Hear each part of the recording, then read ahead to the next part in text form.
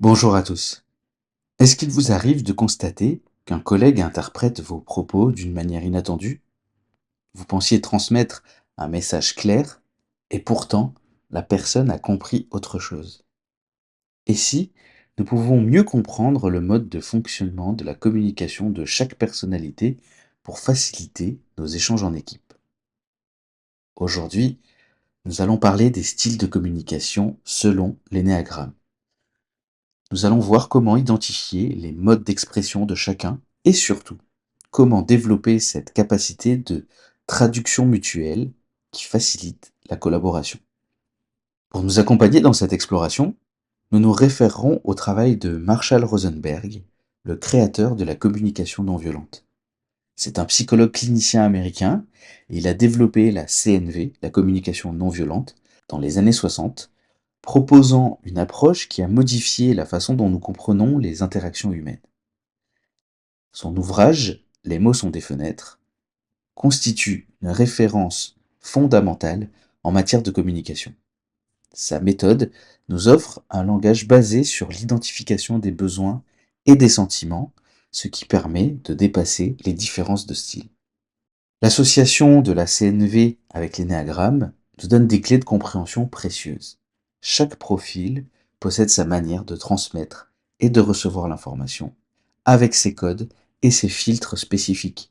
Comprendre ces différences nous permet de mieux naviguer dans les échanges au sein d'une équipe.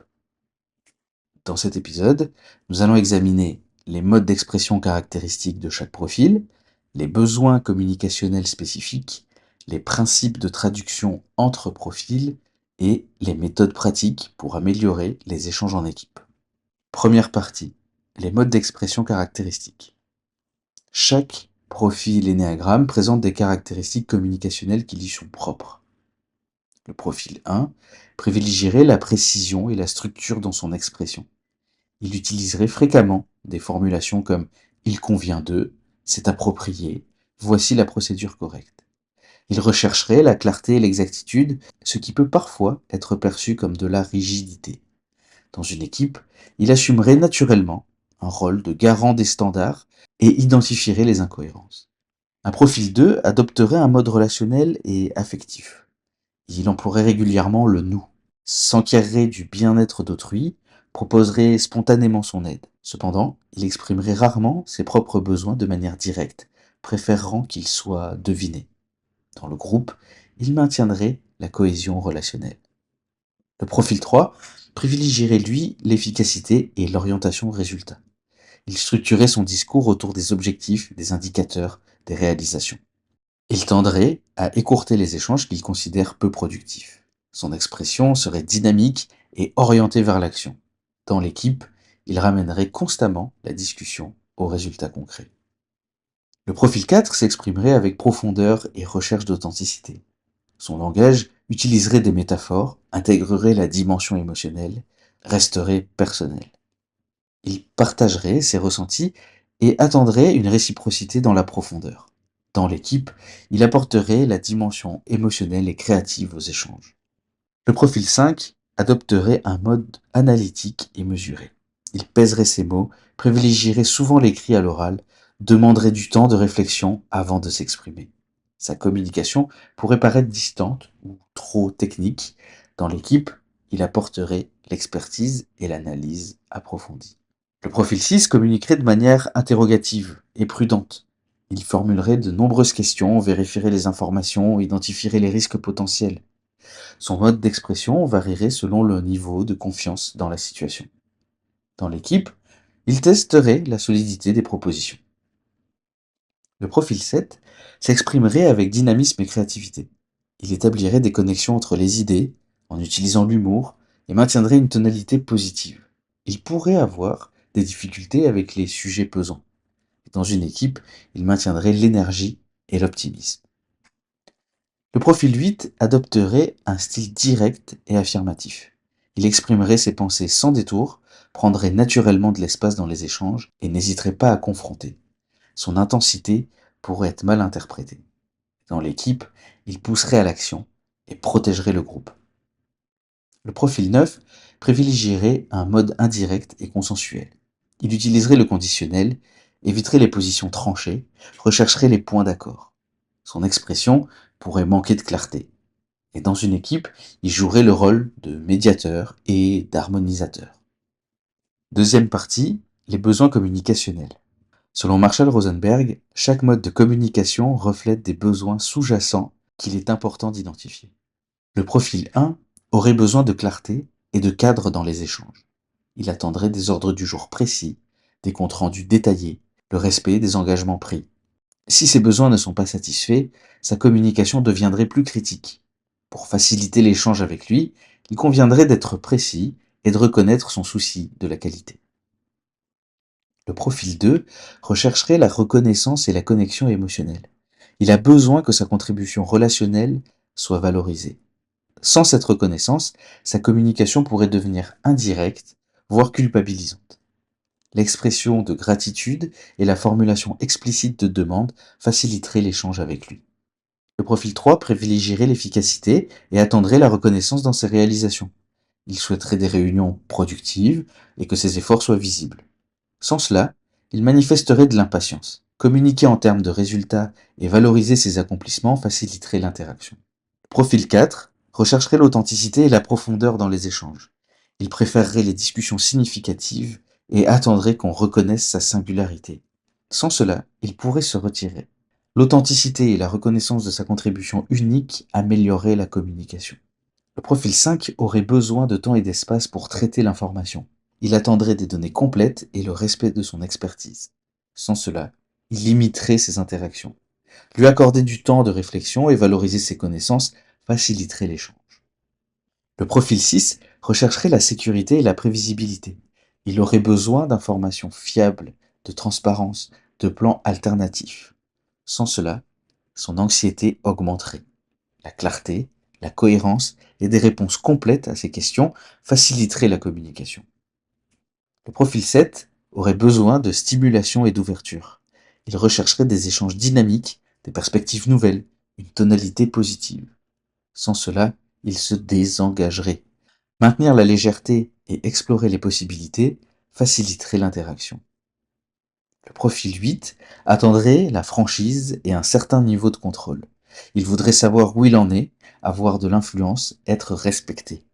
Sans cela, il pourrait devenir dominateur. La communication directe et le respect de sa position faciliteraient l'échange. Le profil 9 rechercherait l'harmonie et l'inclusion. Il souhaiterait que chacun soit entendu et que les tensions soient apaisées.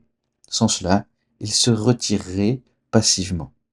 Créer un espace inclusif et lui accorder du temps pour s'exprimer améliorerait la communication. Troisième partie, les principes de traduction.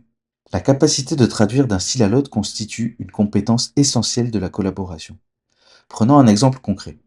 Lorsqu'un profil 1 dit à un profil 7 « Ce projet manque de rigueur », le profil 7 peut entendre une critique de sa créativité. En réalité, le profil 1 exprime son besoin de structure pour se sentir à l'aise dans le projet. La reformulation pourrait être « J'apprécie les données innovantes que tu apportes et j'aurais besoin d'un peu plus de structure pour mieux m'y retrouver ».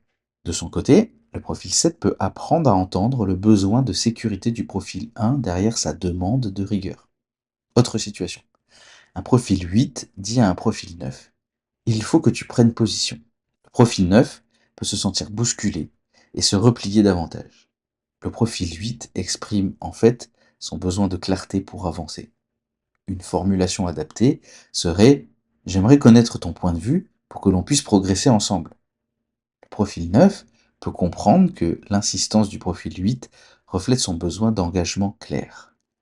Marshall Rosenberg propose la structure OSBD, O observation, S sentiment, B besoin, D demande, qui aide chaque profil à clarifier son message.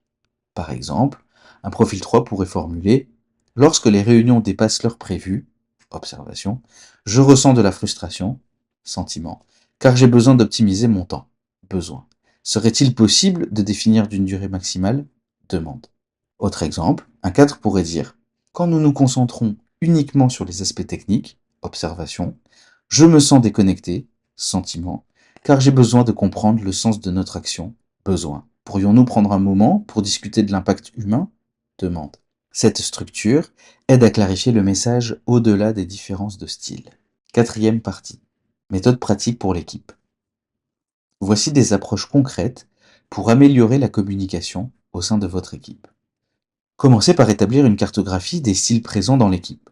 Organisez un temps où chacun identifie son profil dominant et décrit ses préférences communicationnelles. Cette carte devient une ressource partagée pour mieux se comprendre. Mettez en place des temps d'écoute structurés. Accordez à chaque personne un temps défini pour s'exprimer selon son mode naturel, sans interruption. Les autres adaptent leur écoute. Par exemple, silence attentif pour un profil 5, des signes d'encouragement pour un profil 2. Pratiquez la reformulation systémique. Après qu'une personne s'est exprimée, une autre reformule ce qu'elle a compris en utilisant son propre style. Cet exercice révèle les écarts de compréhension et permet les ajustements nécessaires. Structurez vos réunions pour répondre aux différents besoins. Un ordre du jour clair, un temps relationnel, un point sur les résultats, un espace créatif, des données factuelles, une session questions-réponses, du dynamisme, des décisions claires, de l'inclusion pour tous. Créez des binômes de traduction en associant des profils complémentaires. Ces duos deviennent des facilitateurs de compréhension mutuelle au sein de l'équipe. Développez progressivement un lexique d'équipe qui recense les expressions récurrentes de chacun et leur signification. Cette ressource partagée facilitera la compréhension quotidienne. Conclusion. L'étude des styles de communication nous montre que les incompréhensions ne relèvent pas de la mauvaise volonté, mais de différences de code. Marshall Rosenberg nous offre avec la CNV un outil universel et l'énéagramme nous fournit les clés spécifiques pour chaque type de personnalité. L'objectif n'est pas d'uniformiser les styles, mais d'apprendre à naviguer entre eux. La diversité de ces modes d'expression enrichit l'équipe lorsqu'elle est comprise et valorisée. Une équipe où chacun se sent entendu dans son propre mode devient plus efficace et harmonieuse. Cela demande de la pratique et de la patience, mais les bénéfices sont durables. Cette compréhension des styles de communication s'applique à tous nos contextes relationnels, professionnels, familial, social. C'est un investissement qui porte ses fruits dans toutes les sphères de notre vie. L'essentiel à retenir, c'est que votre style de communication correspond à vos besoins profonds. Le défi consiste à créer des ponts vers les autres styles. Quand nous y parvenons, la collaboration devient plus fluide et enrichissante. Dans notre prochain épisode, nous examinerons les flèches de stress et de sécurité avec Claudio Naranjo. Nous verrons comment chaque profil évolue selon les circonstances et comment utiliser ces mouvements pour notre croissance personnelle. N'oubliez pas, communiquer efficacement, c'est apprendre à traduire. L'énéagramme vous offre ce dictionnaire précieux. Merci pour votre écoute.